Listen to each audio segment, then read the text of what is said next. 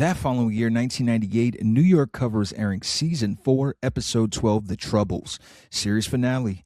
When a woman becomes a fugitive, Nina uses her daughter to help find her. Meanwhile, Stone's life becomes threatened. Tackling a lot of stuff in New York Undercover this episode that I would never assume. IRA gangs, Steve, the Irish coming in. Were they aware that this was going to be the last episode of the show ever? Obviously, they weren't aware of that. That's a great question because it's just not right how this series ended, man. They couldn't have known. I feel like it was like, all right, man, we got to wrap this because the fact that it ended in the summertime. I just wonder what happened because it's like this show is freaking good. You know, like, was it like a pay thing for somebody, or like, was there like some kind of internal struggle that they were like, we're not going to put up with this anymore? Ratings dropped, bro. Once Torres died, like a huge part of the fan base, like that's left, man. Huh? Eddie going, really? I wonder if that is what it was. That's what it was for me because I watched this religiously, man, every Thursday after Martin and Living Single. And once he got blown up in that car, I was like, bro, what? Okay, Tommy, he's the lieutenant, and I love Tommy, man, big fan. But dude, like, you don't even have the female lieutenant anymore. Like, y'all just doing some. The theme song is different. Those, you lost the lady, you lost the theme song. The poster of the show was the lady, Torres, and JC. I never saw Tommy in this, and I love Tommy, but unfortunately for Tommy, I love Martin so much. I cannot. It's like if you put Cole and he was the. I'd be like, it's freaking Cole, man. Like, this isn't gonna work. Yeah, he's like the boss of some office. Like, Cole Brown? Come on, that's Cole. Yeah, you ain't feeling me. I don't think it's a bad episode necessarily, but I think it's odd that this was just it. There's no like illusion where you're like, oh well, JC went and did this, or G finally got laid from that very old girl he's dating. Something. No closure. We start this one off with Malcolm. That's Tommy's name in this. Malcolm Barker. He's talking to JC. Apparently, he set Malcolm up with a chick with a little blind date. Yeah, and Malcolm's like, how are you telling me she looks like Janet Jackson? It's one of those. Yeah. I feel like JC tells him, like, oh, yeah, I hit that. Like Malcolm, he's like, well, dude, if she's that great, man, why didn't you do anything, man? I did.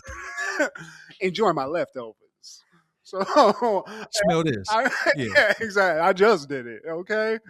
But I'm sick of it. But they look up on the TV and see like a news report that there's like a hostage situation going on, and it's right down the street. So instead of worrying about that hookup he's about to have, Malcolm and JC are like, let's skedaddle. Let's get down there and help out. So they have this standoff. The guy, he's trying to bargain. He's trying to make a deal with them. Like, hey, man, if you come out, you'll have your voice heard, man. We got the news out here, got helicopters out here. So if you want to make a stand, this is your perfect opportunity, and we'll give you that. Yeah. Cops like, I don't know how many people in here. There's one bad guy. His name's Ethan, but his demands are like, you have to tell Britain to get out of Ireland. It's like, I'm a New York detective. Like, I don't know what the reality of this is. Yeah, so, we don't have that kind of pull. Yeah, but they agree to release some hostages as like a sign of good faith. And the hostages come out, but as they're walking out, JC's eagle-eyeing them. And I mean, I'm looking at him for 5 seconds and going, wait, those people are all Irish. And the guy that was talking was Irish. And JC puts that together too and is like, stop them. Those are the bad guys. And they try to pull a Man on the Inside Spike Lee movie style where they get out in the scuffle, Steve. JC's like, what's in your pocket? And they find like a freaking Mac 10 and a bag of money. So these are the bank robbers, Steve. They try to pull a fast one. Oh, and you're Ethan, right? And the guy just winks at him. And then we cut to that shitty theme music. They got some guy to just rip off some porno music, I feel like. That's what it sounds Some Skinamax. Back at the precinct, apparently Tommy, he had to miss out on his blind date. He's got bigger fish to fry. They asked, like, how did y'all know these weren't hostages? The real hostages apparently were in the bank. They were in the vault, like they found the vault locked up. But apparently now these Irish people that they arrested who were the bank robbers are claiming asylum. They're political prisoners. Apparently that's a great loophole, Steve. You know, that's a way to get out of jail quick, apparently. So they got him there. There's a guy who's above Malcolm, and he's like, look, what we really need to do is like see if these people are in the IRA, and if the IRA is like doing something even more sinister in the city. We're not just going to close this case. I think there's something else going on. So we're going to do some investigation here. And Delaney, being Irish herself, she volunteers to go undercover for this sting. And then we cut back to Malcolm and Timothy. There's an interrogation with all of these Irish terrorists, and he's telling them, "You're in my house. The only way out is through me." Yeah, he's throwing really putting the screws to that guy. The whole team's going at this four people. So a couple of weird methods though. I think Stone takes a muffin out and takes like a little bite, and then he just shoves it in the guy's mouth. He's like, "You gonna talk right now?" And then shoves a muffin in his mouth, which makes him unable to talk. Stone. It makes no Yeah, sense. especially with no milk, he's going to struggle. He needs something to fucking moisten up that mouth after that. What looked like a dry muffin, Steve. I'm just Dry ass muffin. yeah. Muffin was ashy. The Irish, Steve, they're notoriously tough people in terms of gangsters. There's no snitching in Ireland, Steve. There's no snitching in the street codes. Even in the island, we got Ethan, and then you got Seamus, you got Anne. There's a Tim. Timothy O'Hurley. Yeah. Oh, we're all Irish. And by the way, top of the morning to you. That's all I was thinking the whole time. I was like, please play this at some point. It's the only Irish gangster song of all time. Well, pack it up, pack it in, man. But Anne, she's paranoid. She's not giving any names, man. They could kill her. You don't know what you're asking me to do, young lady. So we cut to this guy, this very nice looking Irish guy, this very well to do looking Irish guy, suited and booted. And we see that the whole team of gangsters, they actually got bailed out, Steve. These guys who performed an armed robbery, hostage situation, cost the city millions of dollars, they're out of jail within, I don't even know if it was 24 hours, Steve. And this well-dressed Irish man, that's Flanagan, and he's the guy that bailed them out. He's pissed that they tried to rob this bank. He's like, man, what the hell? Y'all supposed to lay low. I didn't bring y'all over here to be on some set it off Cleo-ish, man. But we were broke. We haven't heard from What you. did you tell them? What did you tell the police? And they're like, we didn't tell them anything. They all sound the same, Steve. And Flanagan tells them, he's like, look, you have to go home. We can't keep you here. You fucked it all up. So I've arranged for you to go home. You just got to lay low for a while. So they're under the impression that they're going home. They're fighting it because, dude, these are Irish freedom fighters, Steve. These guys are in for the cause. They don't want to go home, but they've kind of screwed the pooch here because Flanagan's like, what's up with all this bank robbery stuff? And they even say, like, we need money for guns and stuff. So this is how we're doing it. And I guess Flanagan ain't about that life. Well, he is, but he's not. You're no longer any use for this cause. And then we cut to Delaney at the bar. She's talking to the bartender, and apparently he knows her dad or knew her dad.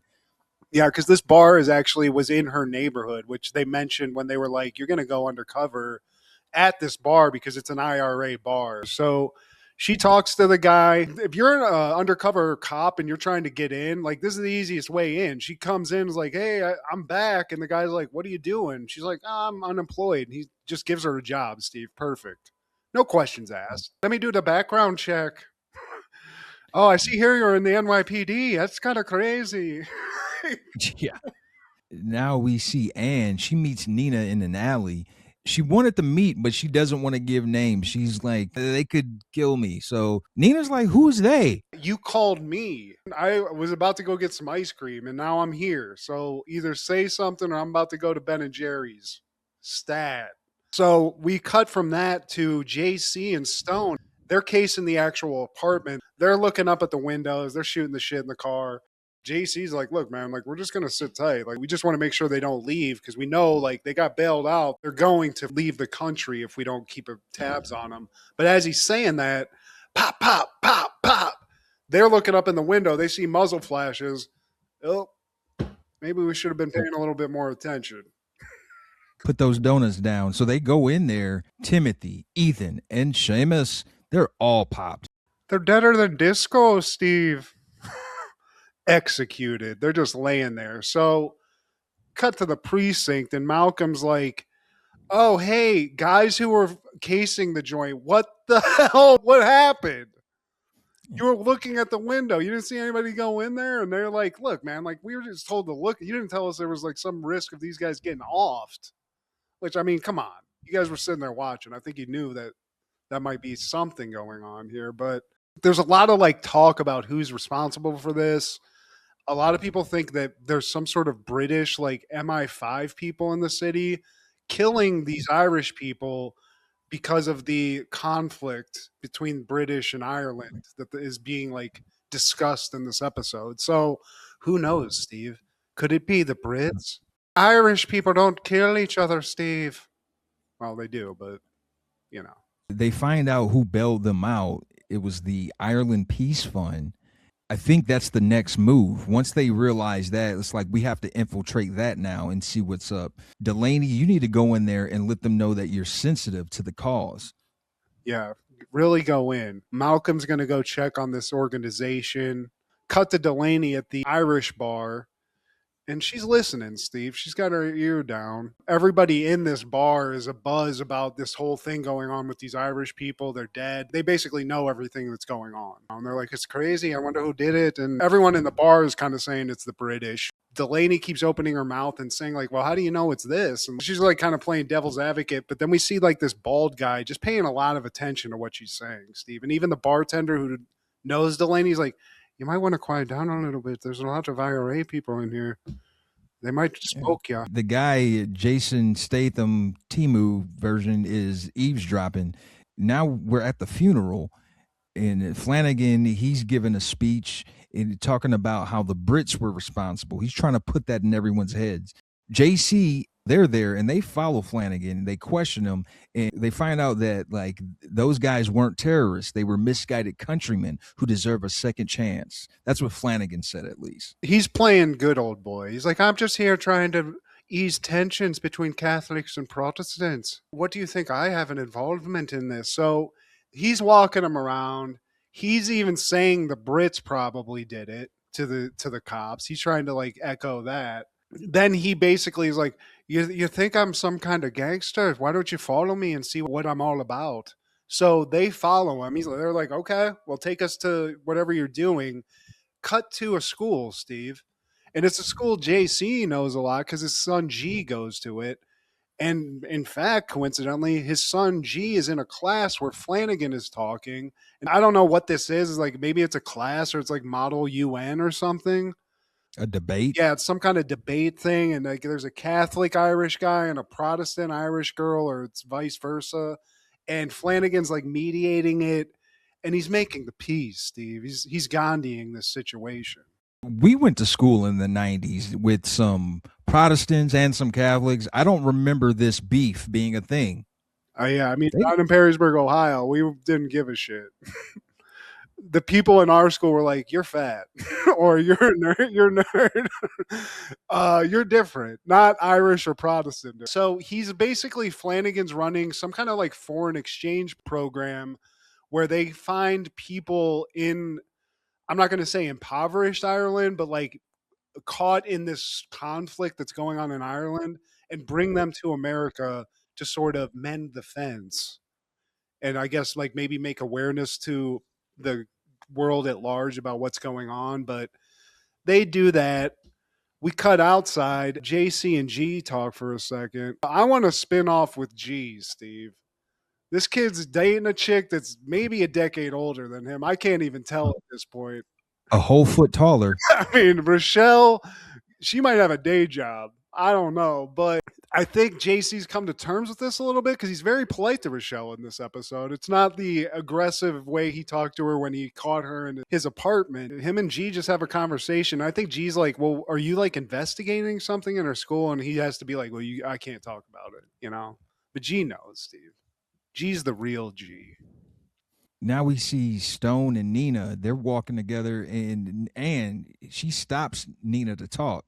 It's like, look, you help us, we help you. Why were you bailed out by the Ireland Peace Fund?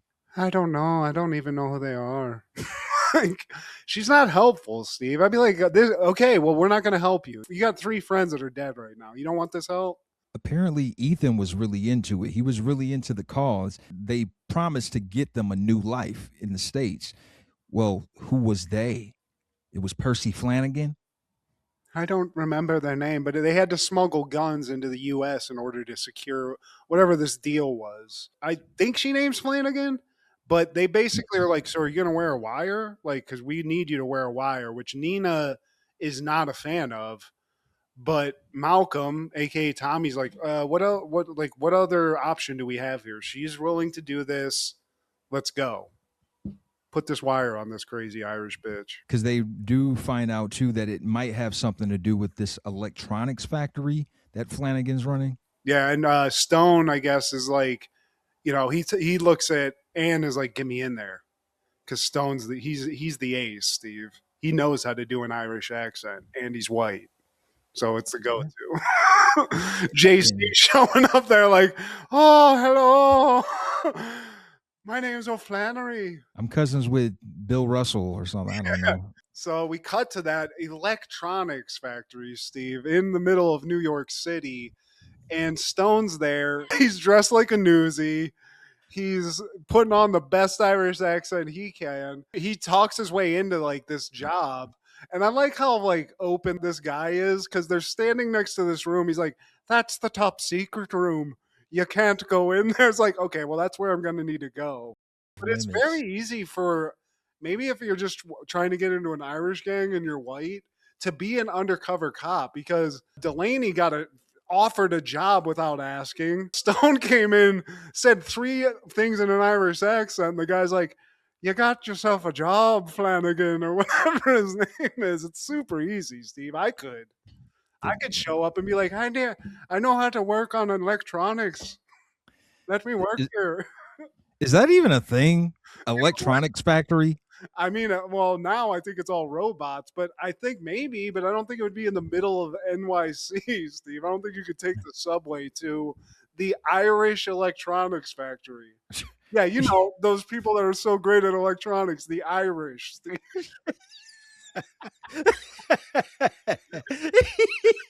Look at this new microchip I made.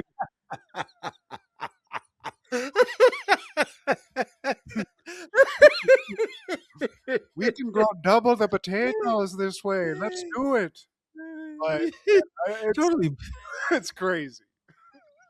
It makes sense, man. But Delaney, now she leaves the pub and all of a sudden she gets kidnapped into a van. And then, like, that's when it cuts. They come back and Delaney, she's interrogated by Jason Stathlisberger. Ask at first, Steve. I mean, I think we knew it was him, but he's whooping that ass. He's doing a Sean Connery on a chick, and sometimes a lady needs a slap. And that's a Scotsman, Steve. But I guess Irish and Scottish people do share that. They kind of sound similar, but just one wears kilts. But that guy wants to know where Anne is. Where's Anne? Where's Anne? He doesn't have an Irish accent, Steve. He's got American status. And he's whooping her ass. He pulls the mask off. She asks him why he's not Irish. And he says something about being there for the cause. And she's like, I'm the same way, man. Like, I'm here for the Irish. Like, I don't give a shit about anybody else. So let me in. So she kind of sweet talks this guy, even after taking a couple shots to the face. Steve, she's all in. Why should I believe you? Because I risked my life to be here. And I'll kill that bitch. She even says that. She's like, I'm willing to do that. Like, if you need her a race, like, just give me the gun. Give me a shillelagh, and I'll take care of this. Back at the precinct, they know it's Flanagan, but they have to catch him. So they use Anne to flesh him out. Nina's not liking any of this. It's like, we're supposed to protect her. And Malcolm's like, look, man, like, this is just some Irish trash. Like, let's put a wire on it and just get her out there. She's like, okay. It's a little too easy to talk her into that. It's very suspicious of Anne, Steve. I don't like Very. Because Malcolm asks, you down to wear a wire? I'm in. Just give me the thing. Then we cut back to G's school. He's playing a little Game Boy. Never was allowed to take mine to school because my mom was a Nazi about it. One of the Irish chicks sits down and is just saying, like, hello, goodbye. I think she mentioned she's leaving to go back to Ireland soon. And G, being the gentleman he is like, oh, that's cool. And is talking to her. She's admiring his Game Boy. And this kid just gives this hottie a Game Boy. I mean, I was simping out for chicks, Steve. Giving the chick a Game Boy, G? I mean, that's generous. So, because she mentions, like, oh, I don't have enough money to have that in Ireland. So, G gives her the Game Boy. She thanks him, gives him, I think, a hug. A kiss on the cheek. Kiss on the cheek. A nice kiss goodbye, if you will. Luck of the Irish to you, G. Thank you. But as she's leaving, Steve, big old Rochelle upstairs saw that, takes no hesitation, gives G the business for talking to another chick, and then gives him his jacket back. The jacket. That's it. That means it's over. Yeah, she might beat your ass too, and then it might be over. I thought she was going to throw the jacket on his head and pull like a hockey player, just jack him in the face blind. Yeah. Choke it on a bitch. Or choke slam him. But I took a day off work to come here and tell you this. I had to drop my kids off. See this?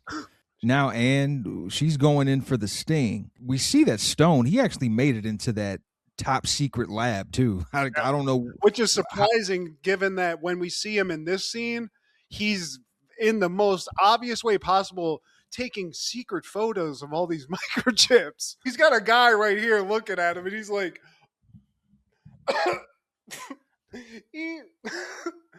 filming every angle of it. So he's there and shows up to Flanagan's office, and Flanagan's kind of surprised, obviously. He's like, that's crazy you showed up here.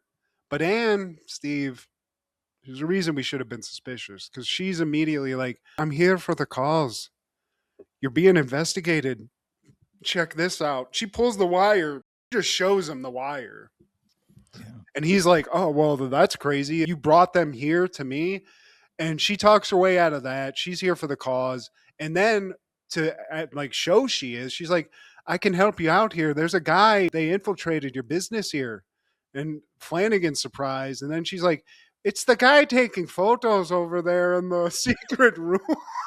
In plain sight. He asks, like, what do they know? Well, they do know that you're responsible for the killings, but they can't prove it. After she ripped out the wire, now they can't hear her in the van. Everyone in the van's like, what the fuck's going on? As this is happening, Delaney comes in with Mr. Clean. I can't remember what that guy's name is. The guy he has no name. Yeah, so dude that's down for the cause show up with Delaney. Flanagan's like, oh, well, you got a new person here too. Let's use her. And I think he blows away Anne immediately. Right? Like he just blows Anne. He's like, oh, that's great. Well, here, I'm taking care of this one. And then they go get Stone.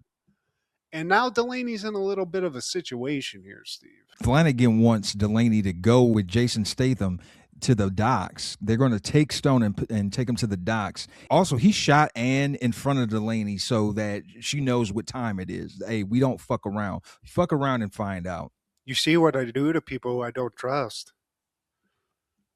Except I do like having people who just showed up out of nowhere being brought to me at random. It seems kind of weird. But Delaney, she knows everything's going on, but she's still playing the part, Steve. They take Stone over to the docks. That's where we cut to. Unnamed assailant sitting there. They got a couple other dudes with them too. I think, Stone's the good guy, and there's like 3 hired guns and Delaney. So dude's like, well, time to prove that you're down for the cause. Here's the gun. Shoot this fucking cop. So we got Delaney in sort of a Mexican standoff here. She's standing there pointing the gun, hesitating. And then she pulls a freaking MacGyver. Well, not even a MacGyver. She just goes Equilibrium style and just blasts all the bad guys, Steve. Saving Stone. Where's Anne? Oh, she didn't make it. She did. And Stone don't give a damn. I don't give a damn either, because Anne's stupid. And Stone was like, man, that little bitch ratted me out. That's how I got here at the dock. Almost got shot. Yeah, so cops come. Delaney's a little shaken, but she's like, I don't need these freaking psychiatrists or psychologists. I just off these dudes. It's whatever. I'm going to go DJ diddle myself later to the thought of that. But then Stone's like, there's issue here. I think all these like microchips and stuff, I think these are detonators, right? He throws that out. Makes sense. There's a lot of Irish bombings that they're talking about. And they realize Flanagan, they're like, where are these detonators going? Well, they realize that, those kids Flanagan flew in are actually flying out of the country in the next couple of days, and they put together, oh, he's gonna freaking put these detonators in with these little kids. This guy's a monster. So they follow suit, man, and they see Flanagan's having like a conference at the school in front of everybody, and he's offering all the kids free Game Boys. And thank you for having us at your school. I look forward to doing this again. And he does his whole spiel. Then JC and Stone, they push through to try to make it to him. But as Flanagan is going towards his car, Delaney stops him, flashes her badge, is like, nope, you tried it. Luck of the Irish, eh? And we find out, Steve, ultimate dick move. Flanagan put detonators on all these busted ass Game Boys he gave to these Irish kids. Was he planning on blowing up the kids? That seems to be the case. The British kids, yeah. The non-Catholics. Yeah. Protestants, I believe, Steve. The Protestants, my bad. Stone's like taking apart these poor kids' Game Boys in front. They're like, hey, man, what are you doing to my Game Boy? And he's like, snap, see, detonator. I'm like, well, dude, I had Pokemon going here. I had all this shit. I had my shit leveled up, bro. What you doing? Yeah, he tells them like, man, I can get y'all computers, man. Like, how, man? Cops don't get paid that much. And they're like, well, we can't take them on the plane. He's like, yeah, I'll ship them to you. No, you can't. I'll do it after you leave. Right. So, kids narrowly avoiding being blown up in some kind of IRA scheme. JC goes talking to G because, he's at school. G's just down in the dumps, man. He fucked up. He doesn't have a Game Boy. He gave away his Game Boy that didn't have a detonator to this Irish chick. I don't know if he's getting that back. And on top of that, Rochelle, she hates me, Dad. She gave me my jacket back. She powerbombed me? She punched me in the damn face, man. Look at this. It doesn't really hurt here so much, but like right here. JC's like, you know what, man? I had some thought about it. I need to cut you some slack. Remember that talk about the birds and the bees? Yeah, it's about time you start getting it cracking. Yeah. Condoms, Froggy style, all of it. Even you may not be able to have Rochelle over when I'm not home once in a while, too. That's all right. So JC's coming around, Steve. He's understanding. His son's growing up. And I would say, man, this kid almost got killed by Danny Court as a youngster. Let the kid get some puss, because you never know when you're going to stop being around. He almost died. It's crazy in them New York streets. We cut to Delaney at the pub. Now the bartender's hip. He's like, man, I guess you don't want your old job back, considering you're a cop and everything. Would have been nice if you told me that. Find out I got beaten the shit out of by all these Irish people that know I hired a freaking cop.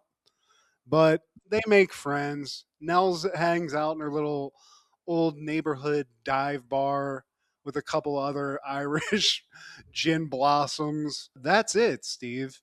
That's it. That's how this shit ended. That's crazy.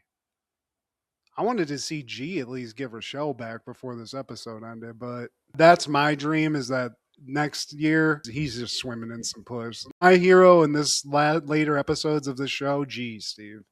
I can tell. You're a G aficionado. He's being caught trying to get laid. He's got a woman way taller, bigger, and older than him, which I respect as whatever grade he's in. And the kid's rocking a Game Boy in school, which is super badass. So shout out to G, Steve. That's a huge bitch. I mean, god damn, G likes him big. He likes to climb his chick.